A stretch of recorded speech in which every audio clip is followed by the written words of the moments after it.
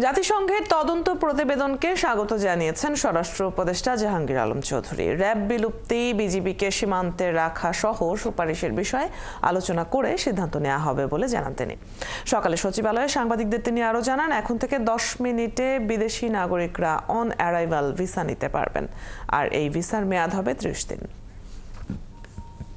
এটা তো একটা প্রস্তাব তাদের দিছে, আমরা সবাই বসবো, বসার পরে যে আমাদের ডিসিশন এটা জানাবো। বাট আমরা তো এই যে তাদের এই ইনকোয়ারিটা আমরা তো সবাই তো স্বাগতম জানিয়েছি। এটা আমরা তো এটা সবাই আমাকে সরকারের পক্ষ থেকে তো তাদের এটা ওয়েলকাম করা হয়েছে।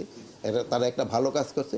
আমাদের এখানে অনেকগুলি দেশে আছে যারা অন অ্যারাইভাল ভিসা পায়, কিন্তু এই অন অ্যারাইভাল ভিসা পেতে অনেক সময় ধরেন একটু সময় যায়, কারো 45 মিনিট 1 ঘন্টা এরকম সময় লেগে যায়।